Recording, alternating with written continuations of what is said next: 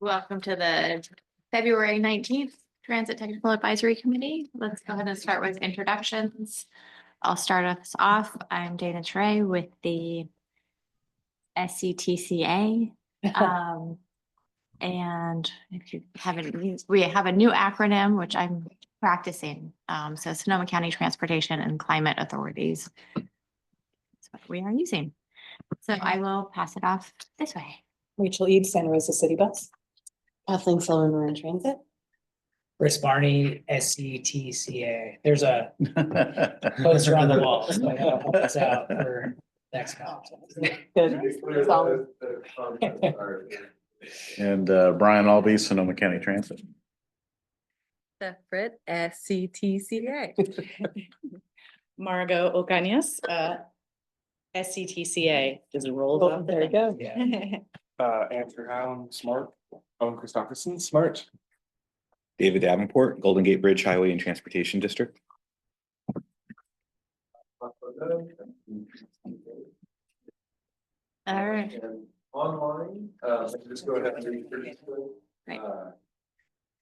We have Alan Garcia, David, Emily Betts, Philip Conti, Jacob Brown, Dan Bell, and Stephen Chase. Great, thank you. All right, is there any public comment on items not on the agenda?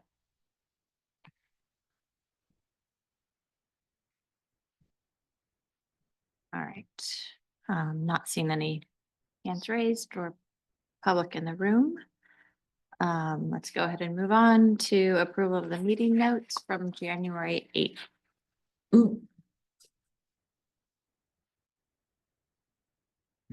Move to approve. Second. Any opposed?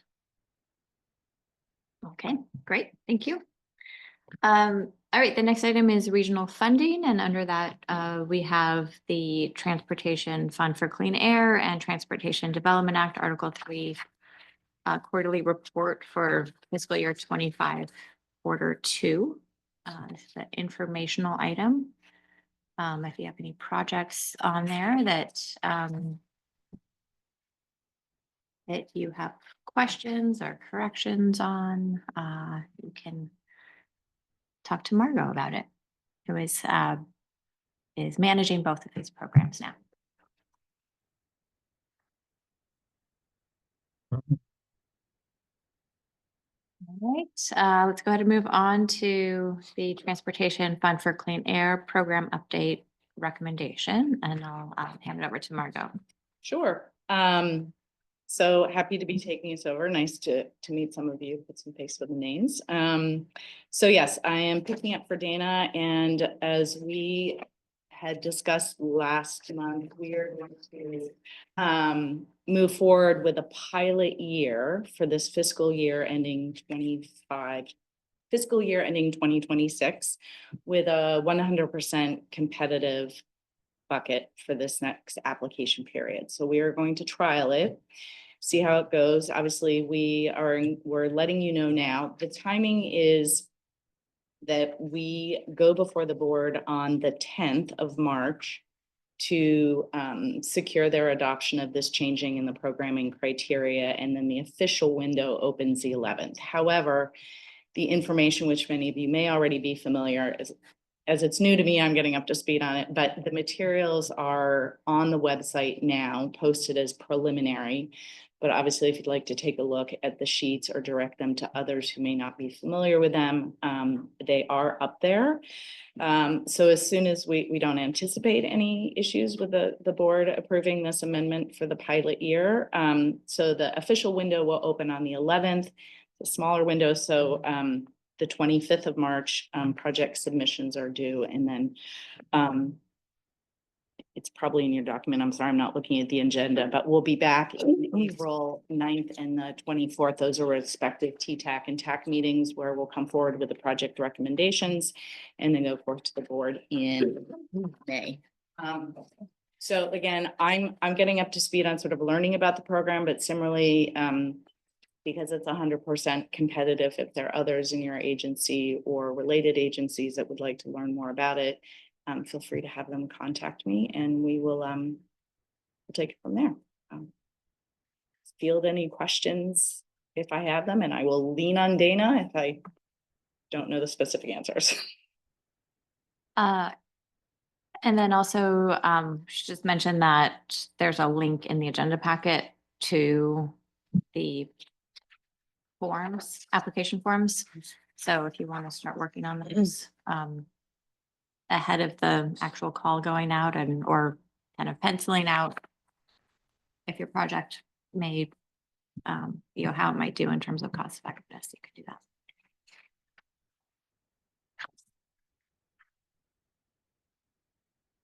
Right, any questions on this item? Okay. Great,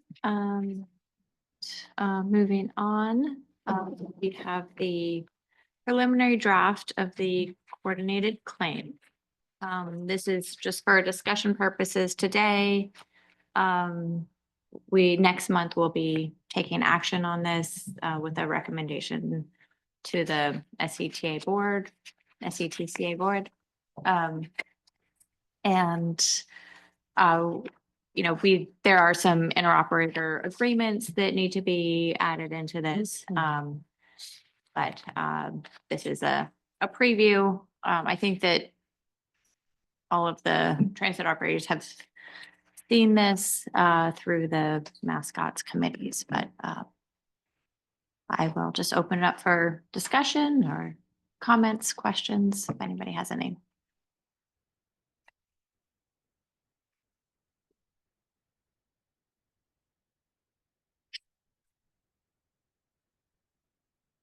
All right, well, hearing none, we could go ahead and move on. The next item on the agenda is the comprehensive transportation plan. Yellow Moves 2050 draft list of transportation projects and programs, and I'll hand it over to Chris. Thank you, Dana. Let me go ahead and bring up a few slides. And first off, I'd just like to thank everyone for your help in updating the project list. So I know there's a lot involved in reviewing old projects and submitting new projects. So very important to making sure that the project list is up to date. So let's go ahead and maximize this. All right, so as most of you know, we've been through a number of cycles for our comprehensive transportation plan. So there are a few different reasons why we track projects in the comprehensive plan. The first is to get an idea of transportation needs and priorities looking out to the future. So the CTP project list is financially unconstrained, so it's a chance to be a little more visionary and throw out some big ideas and get some things in some sort of plan so we can keep chipping away at those going into the future. Another thing that we do in the CTP is we evaluate future transportation system performance. So we take all of these big ideas, plug them into some of our analytic tools like our travel model and some other tools and see how things kind of play out in the future, considering population change, employment change, you know, and see where the pinch points are, you know, how different metrics may change, like, you know, congestion, emissions, VMT, travel times, things like that. So that's a part of the process that we work through as part of the plan. One big component is feeding projects into the regional transportation plan. So, and the RTP, you know, looks at kind of the bigger projects and lines some of those bigger projects up with potential, you know, regional, state, and federal funding sources. So for projects to kind of trickle up into that level and access some of those funds, it needs to be in our plan and then advance into the RTP as well. On the SETA side, we're also required, as part of our funding requirements, to have a policy and planning document to help guide our programming process. So that's another need. And the CTP is also a way that we can help identify potential projects for our own funding programs.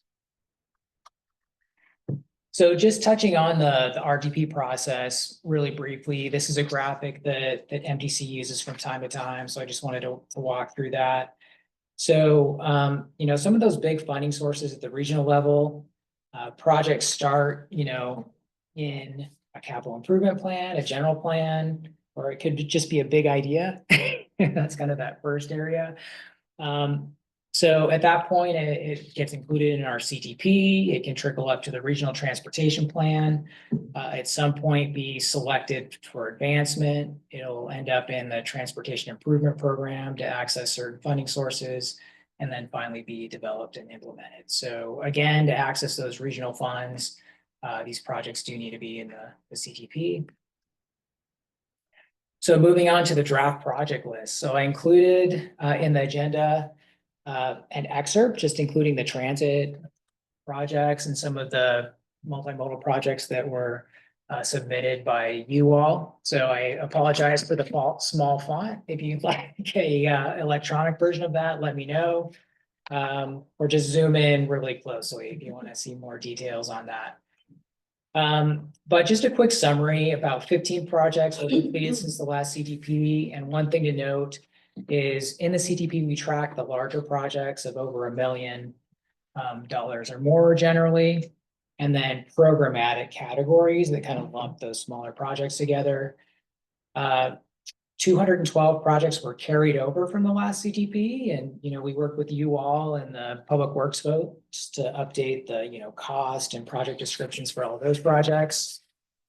Received over 100 new projects, so thank you for all those great ideas that we've included in the plan. So a lot of really visionary things submitted, so we're happy to have those in the plan. So we're at 315 total projects in the CTP project list right now. And that includes those bigger projects and then those programmatic categories that bundle things together. So the estimated project cost is over 20 billion. This is looking out to 2050, so big chunk. And about a quarter of that's identified. So there's a pretty big need going forward to 2050 to implement those projects. And I pulled out the 5 largest projects that are on the list right now. 2 are for Highway 37, the long-term improvement project for Highway 37, and then the interim project. Smart ongoing operations is a big one too. Sonoma County's pavement maintenance program. So Sonoma County has many lane miles of pavement that needs to be improved. So that's a big ticket item. And then smart east-west rail capital enhancements is in the top 5 as well. So Chris, just a quick question. Yep. Does that mean, sorry, I'm leaning over your shoulder. Is that the top 5 where it goes from a $48 million project and the second largest, $4 billion, then down to 2, sorry, I saw that as an 8. Yeah. Oh my gosh, those apologies. Yeah. I was like, wow, that's a big jump. So here's a breakdown by project type.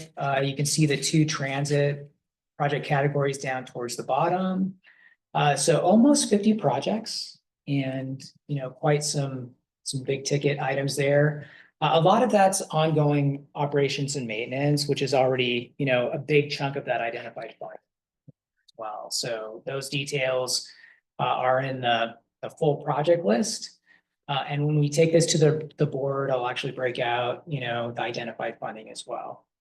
But here's a breakdown of the types of projects by count and by cost, and existing projects that are carried over, and then those new submitted projects, so 103.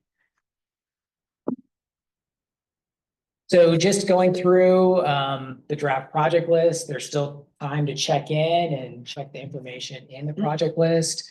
If you would like a digital version of that, please let me know. I can send it out. I can send the full project list of over 300 projects, or just for your agency, if you'd like to review that information. As I said before, projects generally with a cost of under $1 million have been represented in these different buckets or programmatic categories.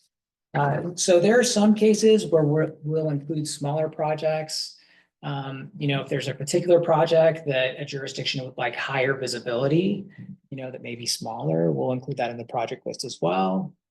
And then the key information we track is a project title, description, location, the type of project, year of implementation, cost of year of expenditure, and then any identified funds.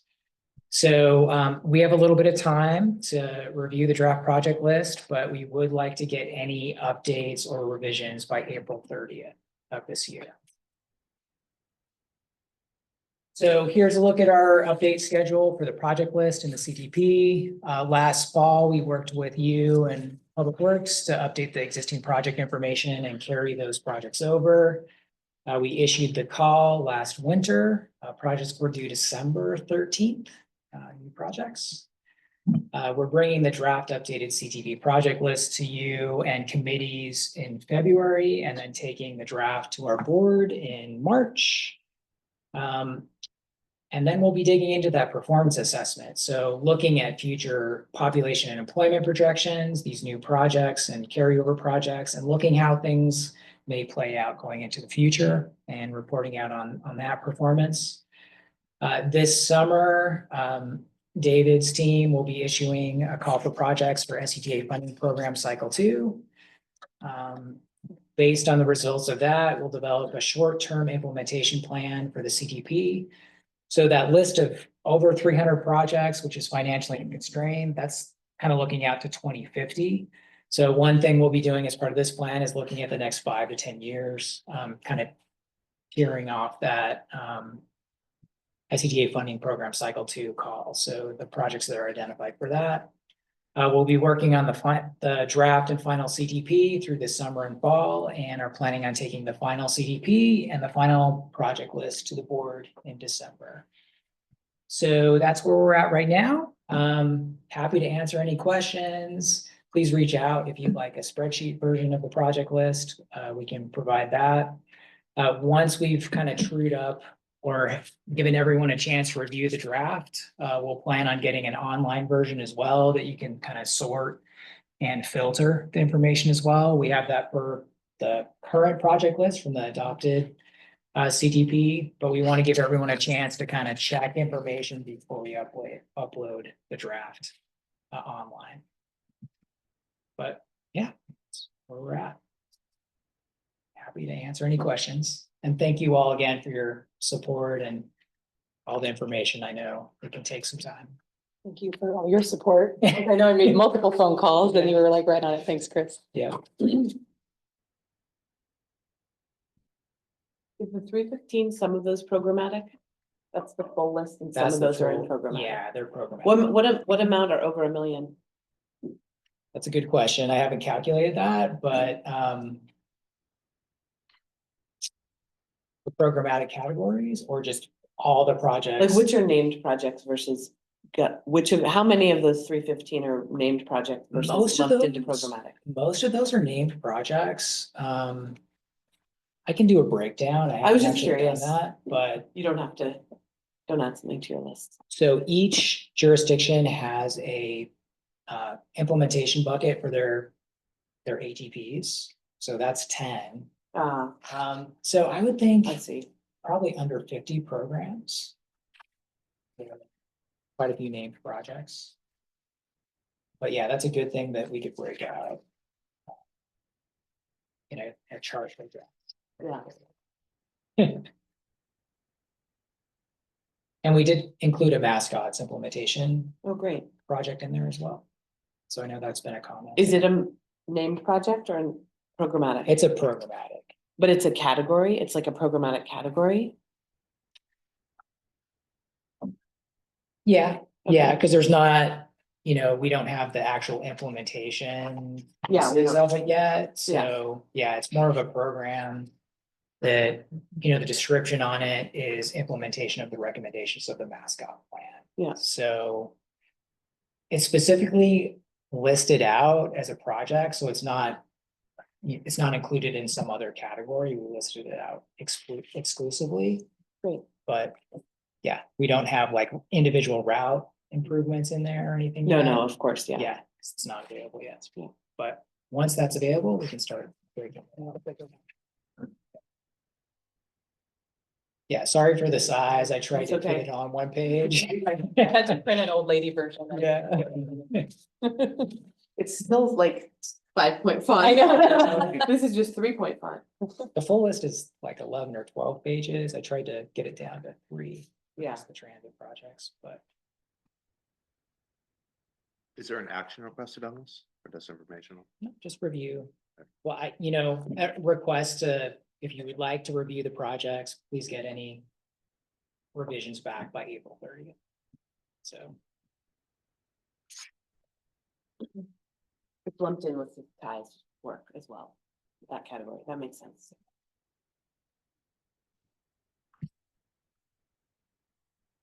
Thank you, Chris. Any other questions for Chris? Okay, let's move on to item number 6, which is the Sonoma County travel model, existing land use update summary. And Adam Garcia will be presenting on this. Good morning, everyone. Adam Garcia with TFCA. Hopefully making this brief. This is wrapping up our land use summary for development for the travel model base year from 2019 to 2023. Over the course of those few years, which were obviously challenging years during the pandemic, we have some still mostly final. There's a few updates that will likely come in, but close to final numbers for those developments across jurisdictions and by different land uses. You can see there in the charts in the staff report.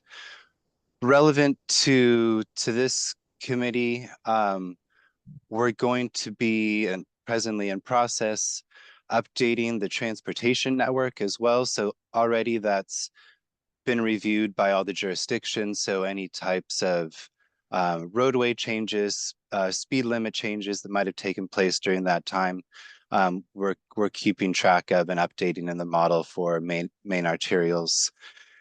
And then for the transit network, I'll be looking through the database for the GTFS on the most recent route alignments and cross-checking those with what we have in the model. So that includes stop location, changes to the route alignment, the headway or frequency, and other things in the transit network, which we're keeping track of as well for changes would be fares, transfer points, and then park and ride access locations. So this is just mostly a heads up that we're in process right now of doing this update. We'll come back to you over the next probably month or two with any questions that might come up during this review for with the travel model and the general transit feed specification.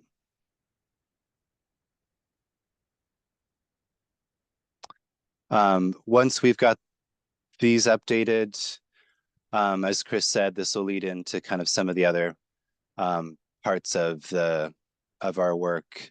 A lot of doing the performance assessment will then feed into the CTP. So these are all the fun steps in getting all that these documents and projections created. So stop there and see if there's any questions.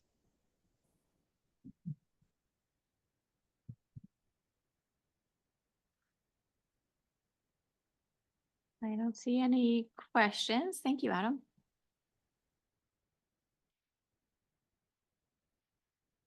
All right.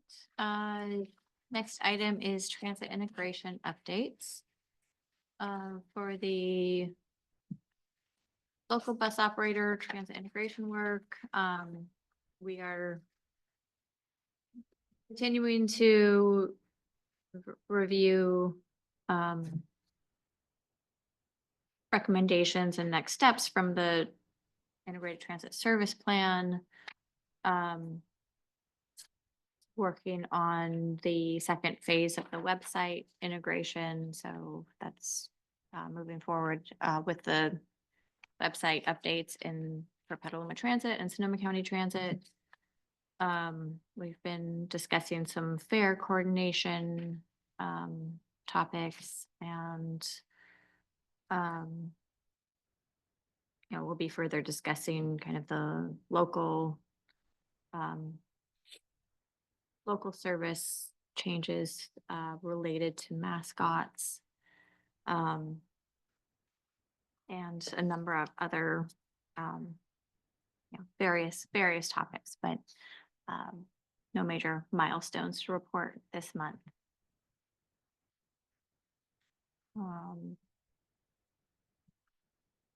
Unless there's any questions on that work, we can move on to regional meeting report outs.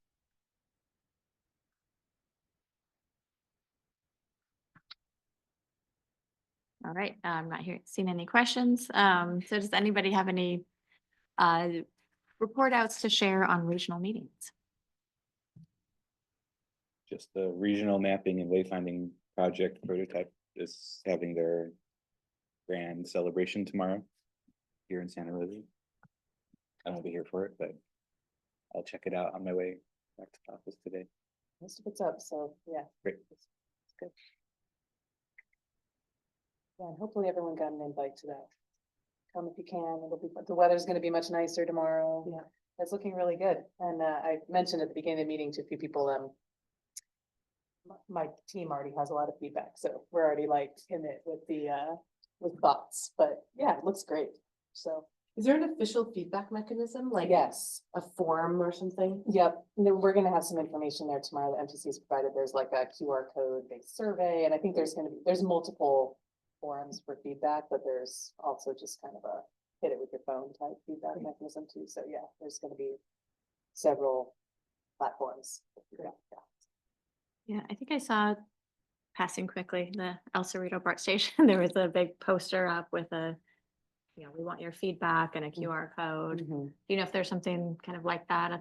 There's not anything up as of now, but it might appear Yeah. before tomorrow or subsequently, because that's my understanding is we'll also have at the Smart Station and the Transit Mall, that type of poster or whatever. So I'm not sure. I'm a little out of the loop. Matt's our lead on that, but Great. we'll make sure it's prominent. Exciting.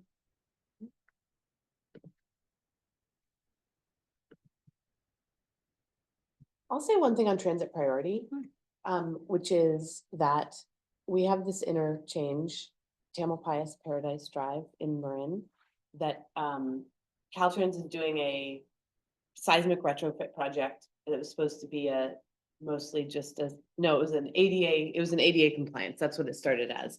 And then Corte Madera added a lot of bike ped improvements, and then we ended up incorporating the transit improvements. And now it's become like a full complete streets kind of project, which went from like a $7 million project to a $45 million project or something like that. But they collaborated on a grant, and so we've had many iterations with Caltrans on how to deal with this project. And it's pertinent to the region because MTC has really chipped in to help so Caltrans does not have any, like within their existing toolbox, any transit priority applications. And so there are many people trying to work on Caltrans to actually do a transit priority, or I should say a TSP specifically, signal implementation. It seems hard for me to believe that Caltrans has never done a TSP implementation at this point, but apparently they haven't. It's literally illegal or it's not an accepted practice within the Caltrans universe. MTC has been very helpful in pushing Caltrans because it's very aligned with all the regional transit priority work they're doing, the policy, the Caltrans policy, all that. So we're feeling really hopeful, and now we're feeling a little less hopeful, but MTC is on it. And I just wanted to share that work is happening because it has potential to benefit other agencies and other Caltrans properties, Caltrans intersections.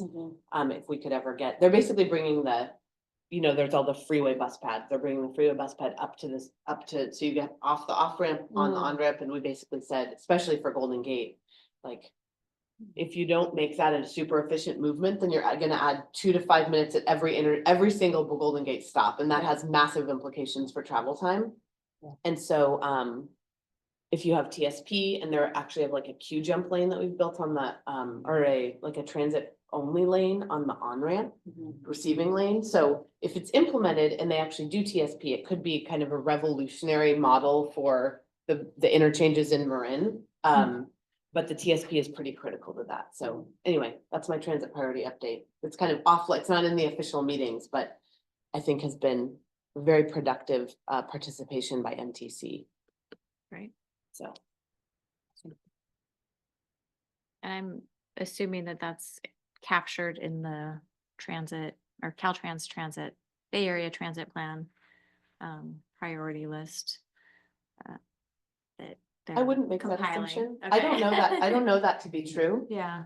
I haven't been following the Caltrans transit priority policy super closely. Yeah. All the policies, both the regional one and the Caltrans one seem pretty high level, Mhm. but maybe someone else has been following them more closely and knows whether it's actually. Cause there's 3 things. There's a regional transit priority policy that MTC is spearheading for the 9 Bay Area counties. And there's a Caltrans transit priority policy at the state level. And then there's a Caltrans D4 transit plan. They are all separate things, just to make our minds really confused. And the D4 transit plan, I think, is the one where where there'd actually be a project mentioned, and I don't know. That's a good question. Yeah. Yeah, I'm not they've- even sure if Maybe they projects, didn't. if it's It's project been specific. like priority rank Priorities. based, like there's a 1, 2, 3 or something like that. The methodology had room for improvement, so there's been a round of meetings at the sub-regional levels. And then for Golden Gate, we did it separately since we're in 3 different ones. But they're fine tuning it, but I don't think it's project specific. I think it's identifying segments of the state network that need transit enhancements of some level. And so I think the big thing that we're pushing for in Marin is that the priority list didn't really match up with, you know, our expectations. And so I think they're reevaluating the weighting. And it's census tract based, which explains why there were oddities like 580 in Marin ranking as a very high priority, and that's because that entire census tract there's a little slice of the canal, and then it's just office parks. And so then the whole census tract lights up as an equity priority area, and then that was heavily weighted in the scoring, and then suddenly you have a tier 1 priority for a segment of freeway where it's not really an issue. So they're working through that right now.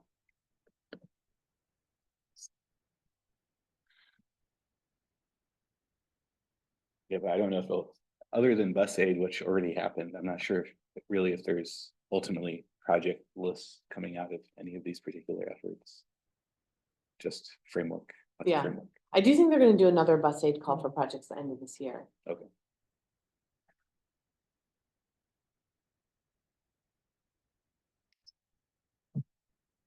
You know, I can give a quick update on the TOC policy. Great. So MTC actually released a call for projects for transit-oriented community policy, technical assistance grants sometime last year. A number of local jurisdictions applied. So I just wanted to go through the recommended awards, which were approved at MTC Planning Committee earlier this month, actually on the 14th. So there are 4 different types of grants that were awarded. One was for specific plans and zoning changes. So one part of the TOC policy is higher densities around smart stations in Sonoma County. There's housing policy development specifically focused on affordable housing preservation, parking management policies, and then station area access and circulation, really focused on improving access to transit stations. So Healdsburg actually received a pretty large award, 1.1 million, to look at their station area around the Healdsburg depot. Petaluma received an award for zoning changes and station access, also about 1.2 million. Santa Rosa received a specific plan and zoning and parking management award for 450,000.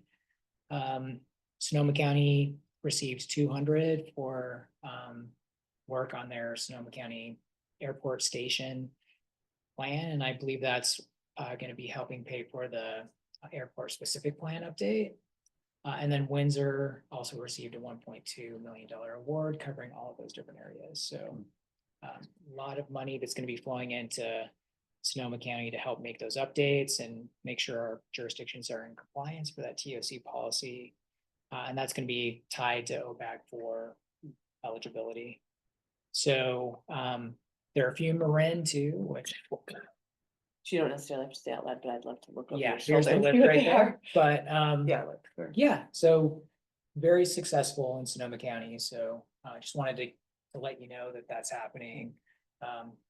You may get contacted by your planners for input or to help participate in that work.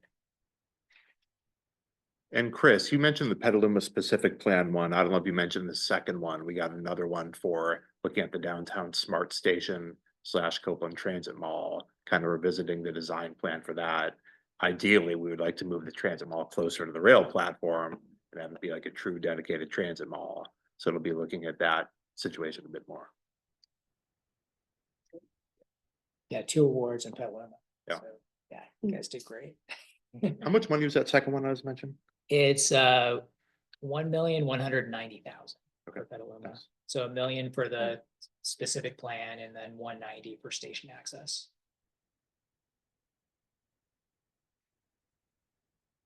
And if you want the full list, this is on the MPC Planning Committee meeting agenda for February 14th. Great. Right. Any other regional meeting reports? Okay, let's move on to transit operator updates. Jared, would you like to start us off? Yeah, sure. So our electric buses are coming along. They're done this week with the first part of the build in Canada, in Winnipeg.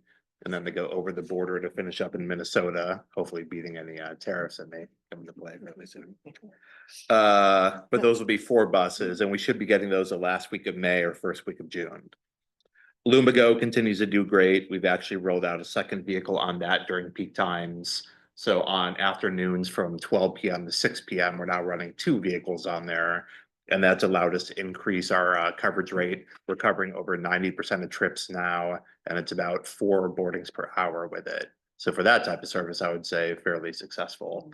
And we're still continuing to look at possible expansion later this year, whether that's second zone, an expanded zone, something like that.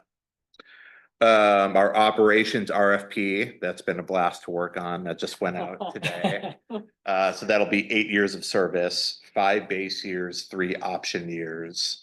And that closes in April is when the requests are due back, I think April 9th. We're doing our triennial review right now, just starting that as a Santa Rosa, I know. Scheduling software, I think Santa Rosa is a little further ahead of us than that, but we're also going with Remix to provide that. And we're finalizing the contract now. Hopefully have that set up in about a month or 2. That'll help us going forward.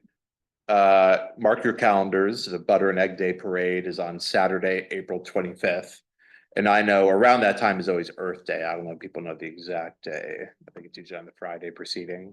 Is that right? Yeah, the actual Earth Day is, I think, preceding the previous weekend, but Okay. our Santa Rosa, we're gonna all talk about, well, you're free all the time, so we need to talk. 26? 26. What date? Butter and Eggs Day is Saturday, April 25th. I don't know about Saturday is Earth Day. April 26th. Yeah, April 26th then, yes. I think that's the same day as the Santa Rosa Earth Day Festival, which is what we usually try to coordinate our. Yeah. So that's good. And then we're looking to increase frequency on routes 11 and 2 up to 15 minutes during peak times in May. We're finalizing all the details of that. And so that's it for us. Great, thank you. All right, update from Golden Gate. Yes, so working on our triennial review as well. See how that goes. We implemented minor service changes a month ago. And when our next service changes won't be until August, we're not expecting much again because we're still waiting on mascots plan development and other various things. In terms of transit performance, our bridge traffic for January, since we're meeting a week later than usual, I actually have the preceding month's data.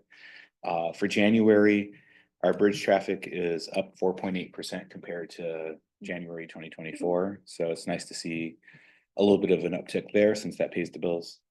For our bus service, ridership is up 7.5%. So we're happy to still see some gains there. And ferry continues to do very well. It's up 28.4% compared to the previous year. I do believe the weather was a little bit better, which always helps. Other than that, I think the other big thing is we're just waiting to see how Clipper 2.0 goes and if April 30th is really a date or not.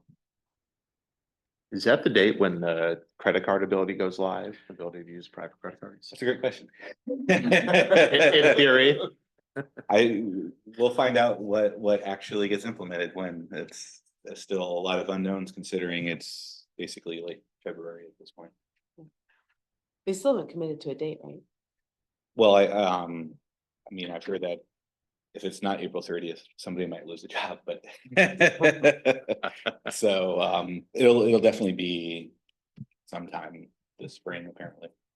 But we haven't done any trainings or anything yet, so we were previously under the impression that there would be at least a couple months of training between. Like last fall. Yeah, exactly.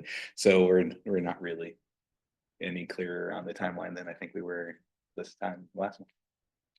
Do you know if there's any updates on the totes, the new version 2.0 of those? We could expect those. The equipment side, I'd have to ask somebody. I know we're supposed to get one. And you have to keep it it's one of the things that's not backward compatible, so we actually have to have two devices simultaneously, which is an issue for space in our customer service office. But we're still trying to figure out a card reading solution for our ferry terminals that do not have infrastructure up, so Tiburon and Angel Island. So that's also unresolved, and we're 2 months from a supposed launch date. I think that's it for Golden Gate. Thanks. All right, yeah, for SMART, on the capital side, Windsor construction is on track, kind of putting the finishing touches, grinding down the rails, stuff like that. As you may have read in the newspaper, our pathways are also kind of putting the finishing touches on, still closed, so don't walk on those shiny new pathway segments just yet, but those will open soon. So we are, yeah, still on track for an April or for that spring Windsor launch, and which will, you know, coordinate with some service changes and all of that as well. Petaluma North, I don't have the exact numbers, but it's been performing very well as a station, and we haven't seen much, if any, ridership decreases from Petaluma downtown. So that's very promising, really getting a lot of new riders there, and maybe even some Petaluma North to Petaluma downtown riders. Yeah. It's kind of interesting. On the ridership side, we had a very good January. We were up 40% from the previous year. Interestingly, average Saturday ridership was up 86% from the previous from January 2024. So I think, like you're saying, good weather, lots of good recreational rides, and yeah, that was very nice to see. In terms of pre-COVID, that was we're about 29% over pre-COVID for January. And then also just wanted to highlight our airport shuttle had its best month ever, January 2025, 587 rides, and it's been, yeah, it's been really interesting. We're really getting a lot of kind of recreation, or not recreation, commute rides for people who work in that airport area, and they're using the shuttle 2, 3, or even more days per week. So it's really cool that we're seeing those kind of consistent demand patterns, and a kind of interesting proof of concept for kind of first last mile around a smart station. Yeah, that's it. All right, Sonoma County Transit. On March 16th, we have a couple scheduled changes going into effect. The Route 20 going to serve Smart Station downtown. That came out with the mascots study recommendation. And Route 14 will now serve the Great Resort. That's the one of the local routes in the park. Also in March, we're going forth with the GFI fare box upgrade, data system, and fare vaults, or a new vault that all the fares will dump into. This is anticipation of new GFI fare boxes that will be on new buses arriving later this year, which we have 14 buses we'll receive by the end of 25, and then 7 by 26. Then we have some more planned for 27. Our construction project, the charging station should be done at the end of March. And then we go to PG&E, installing the new service in April. So hopefully all that will be done by June. Brian, does the route, I think you said 20 that serves Graydon, does that go through the actual parking lot or on one of the side streets? That's up on 3rd Street, just the nearby bus stop. Okay.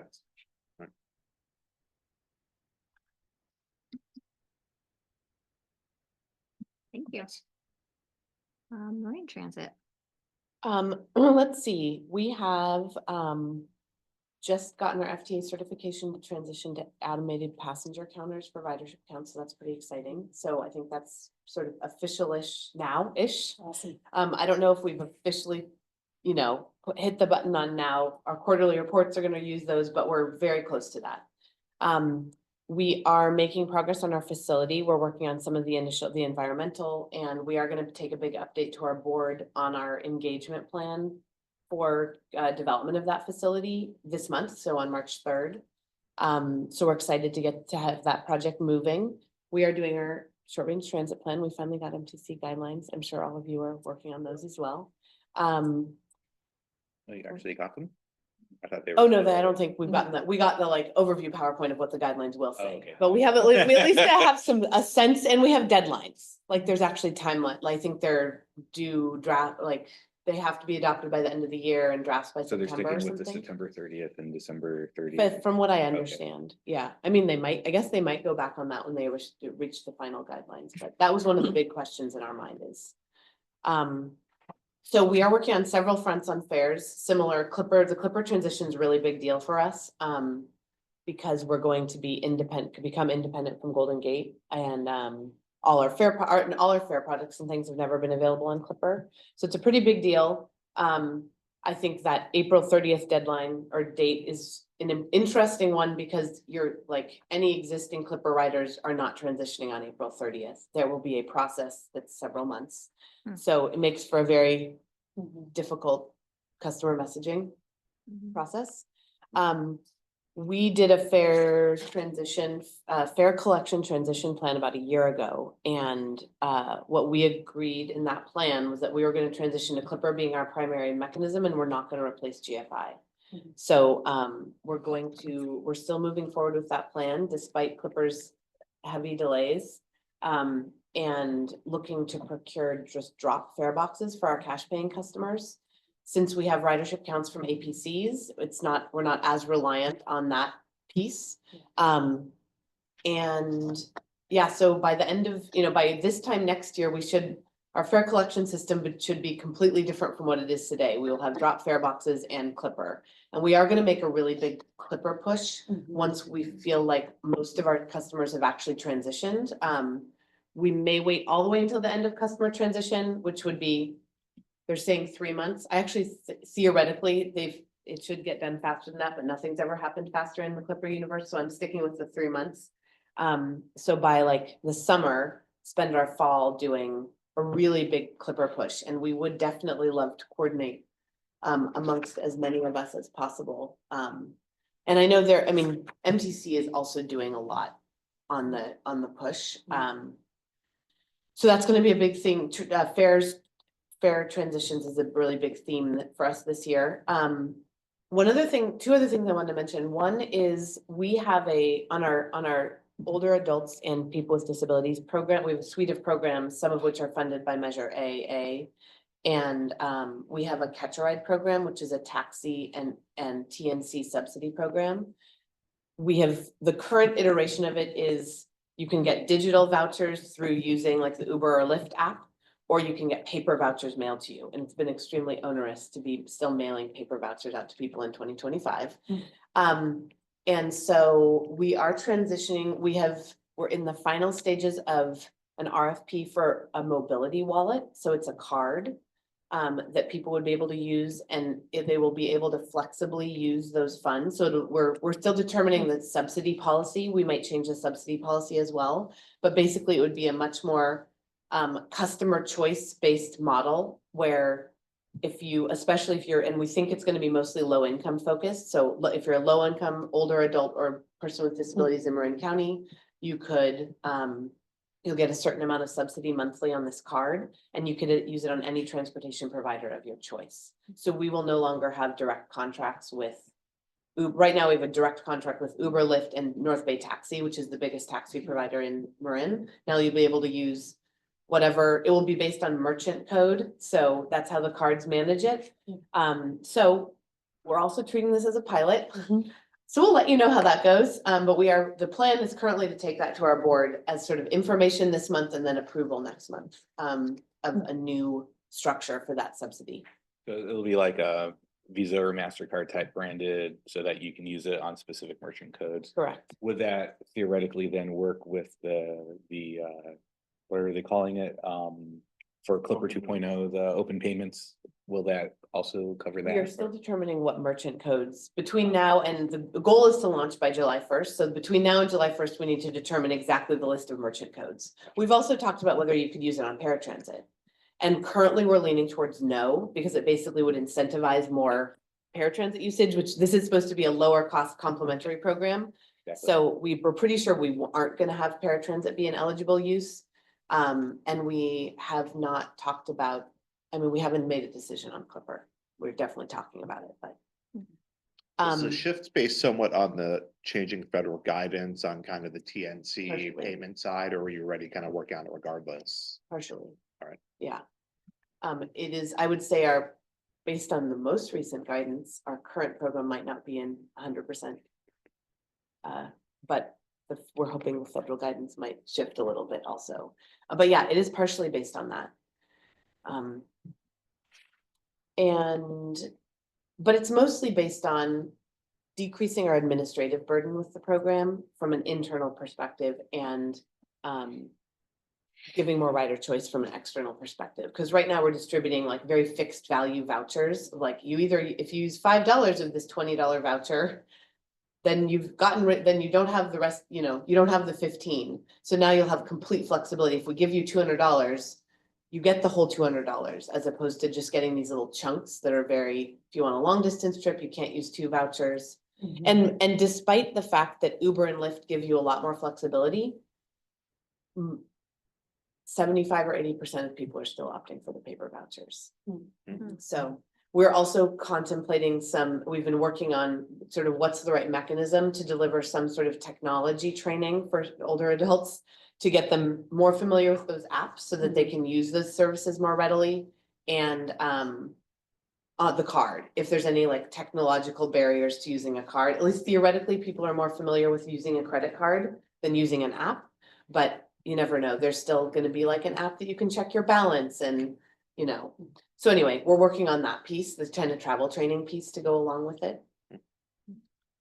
And then the only other thing I'll mention, this is not really our project, but TAM is on this committee, that there's this HOV project. So the Narrows are opening The HOV hours are very misaligned between Marin and Sonoma. I'm sure you guys are engaged. Are you engaged with Tam on that? Yeah. But it's a pretty big deal. That we've been reporting out in mascots, so just something else to track. Which I think most of you already know about. What's your Clipper uptake right now? 10%. Okay. Ish. Yeah. 9 to So 9 to it would 11. be a big push to. Yeah, we're hoping to get it up way higher than that. Because we don't want the drop boxes to be handling 50 to 70% of our transactions. That's not our ideal plan. We think, and there's always gonna be a fair share that's still gonna use cash. Yeah. And we've accepted that, but we'd like to get it, ideally, we'd love to get it down like below 50%. Maybe even below 30%, but that, we know that'll take time. Will the DBIs be replaced over time through attrition, or are you gonna do the whole fleet at one time with a drop? Hopefully at one time, we'll probably just push a button. Cause by the end of this year, there will be no support on the current GFI fare boxes. We already don't have. I forget which comes first. We either don't have fares, we don't have parts support, or we don't have technology support. I think the technology support's the parts support's already gone.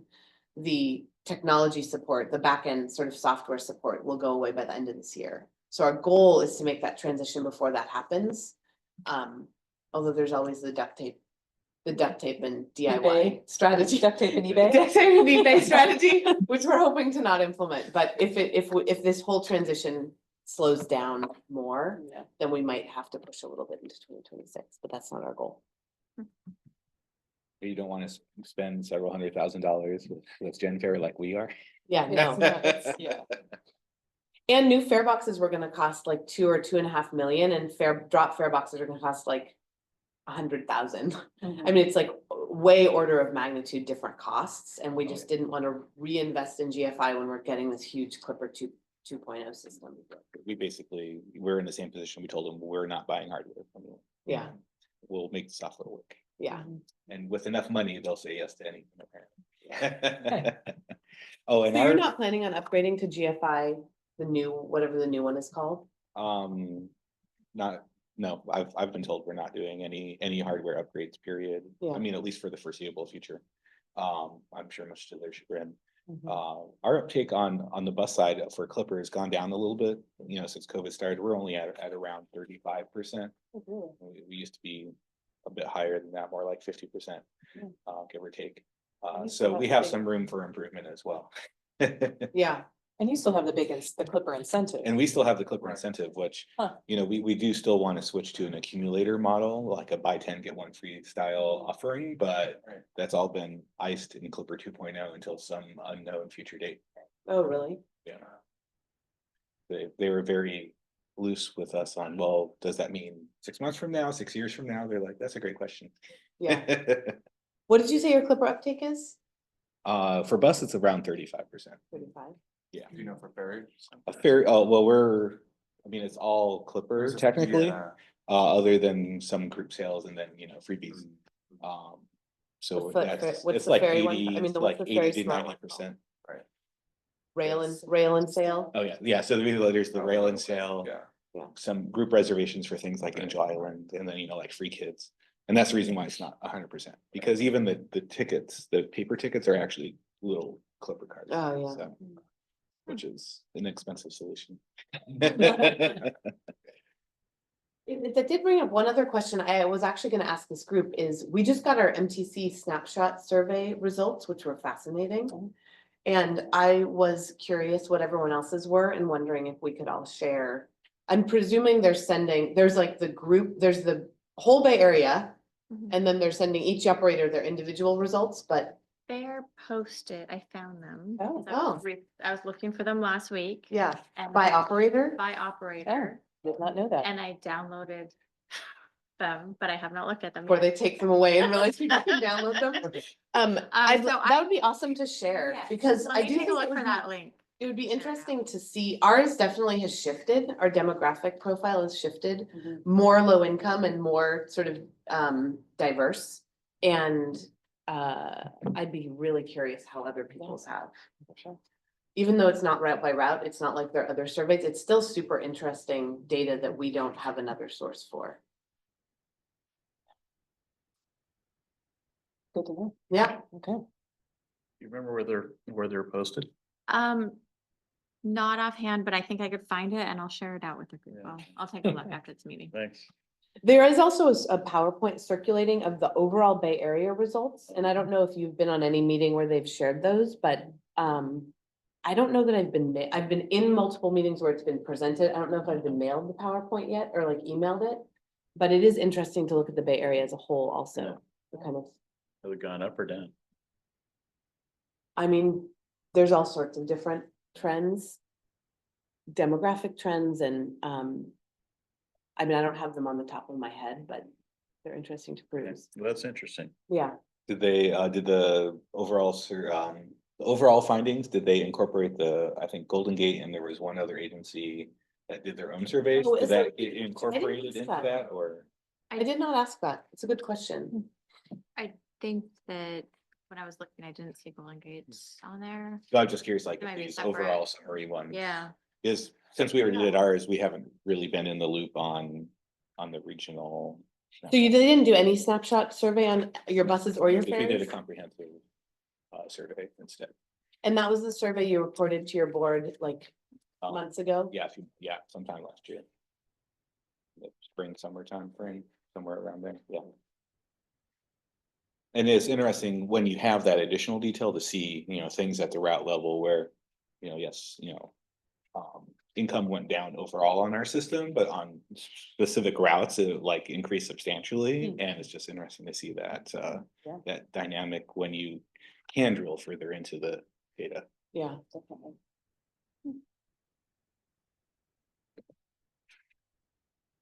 Thank you. All All right. right, so that's, Yeah, so, well, we talked about the wayfinding launch tomorrow, come if you can, noon. I think the speaking program is supposed to start at 12:15, so people can walk over from the train, but hopefully we'll hold to that. Yeah, we have a design RFP out for our phase 2 bus charging station. Getting that project up and running is getting more and more important because Gillig has moved us up in our build calendar pretty significantly, so which is great. We need buses as soon as we can get them. And we also have an new EV fleet proposal that we're working through in conjunction with that phase 2. So I'm really happy about this fare collection discussion. We looked Yeah. at your study and You already reviewed it. reached and- out. Yeah, and we're up against the same exact issues with end of life of fare boxes. And I know, Sonoma County's dealing with this, clearly you guys are too. So I think it's a really good discussion to keep having collectively. And then we've brought it up at ties because, yeah, there's some really expensive ways to tackle this. And then there's some other ways to go about it that, push Clipper to the forefront, which obviously is a really big lift for us up here, but that's something that we're looking at really seriously too. So appreciate that.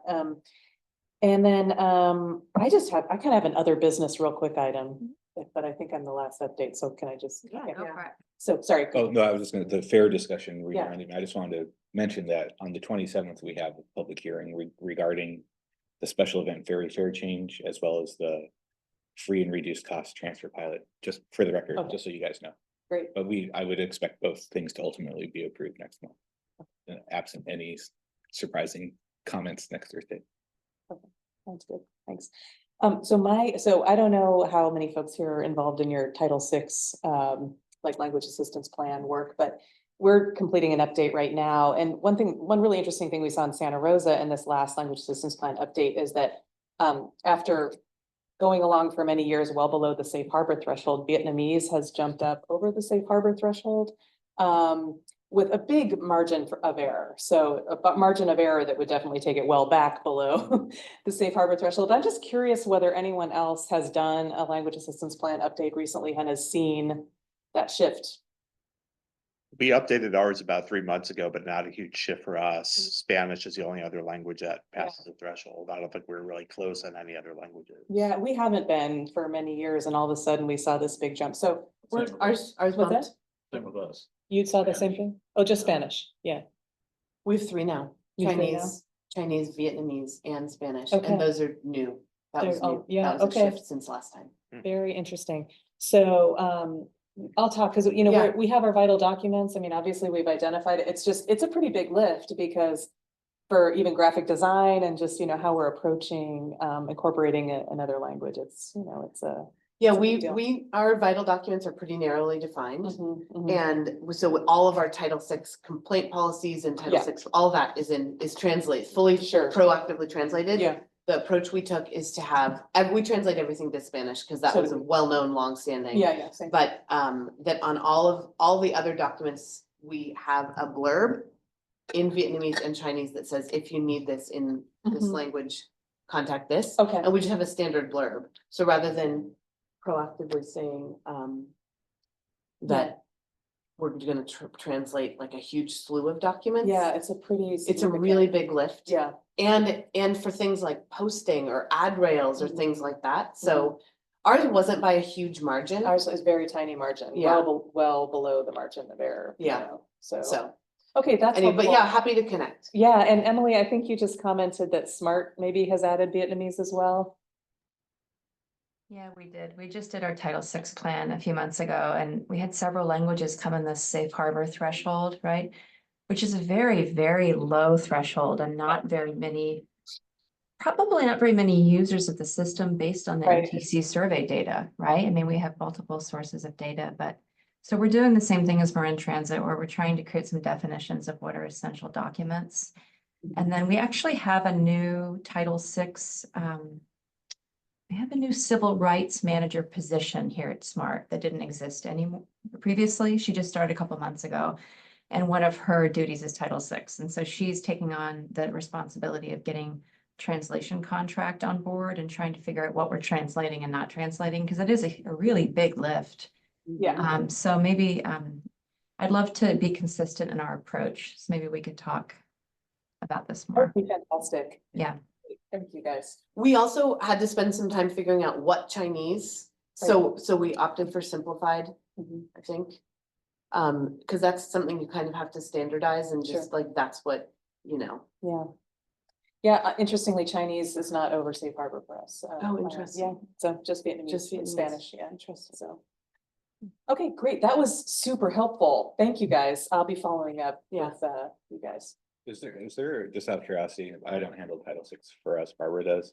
Is there like a proportionality element to that? Because I'm wondering, because we're still only English and Spanish, even though we're in San Francisco, so you would think Chinese, Russian, Yeah. Vietnamese would float to the top for us.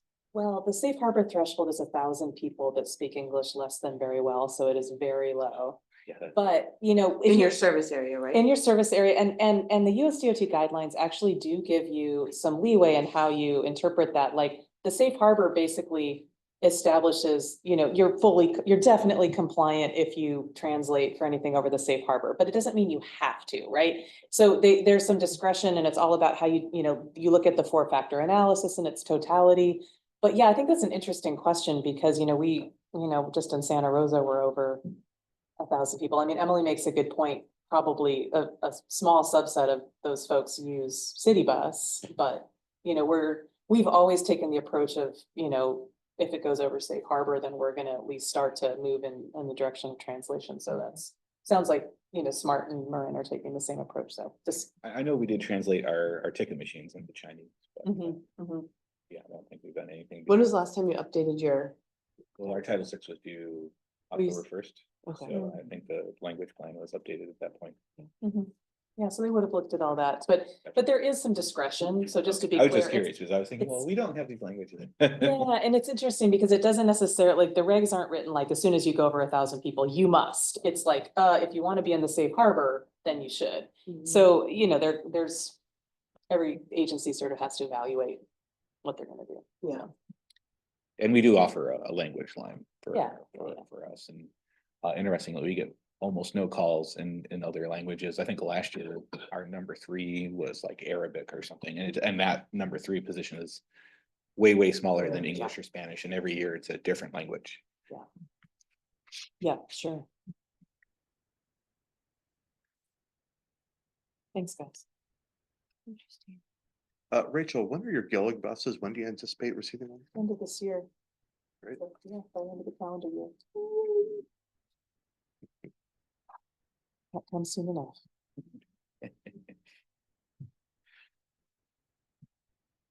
Great. Before we actually move off of operator updates, are there any updates that folks from the Amtrak Thruway want to give? Okay, great. Then we can move on to other business comments, announcements. If anybody would like some citrus, please help yourself on your way out. I'm gonna take some. Good. That giant pile over there. Offload it. Thank you. Are those from you? Backyard tree.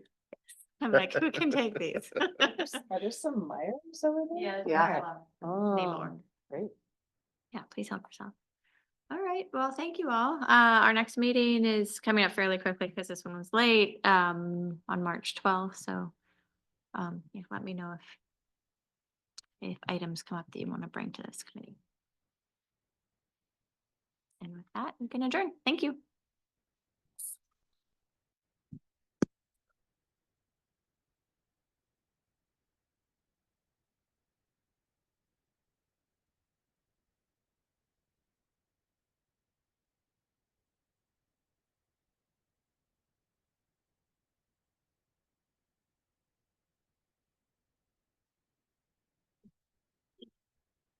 David, do you know if, when Clipper 2 launches, if people tagging on with cards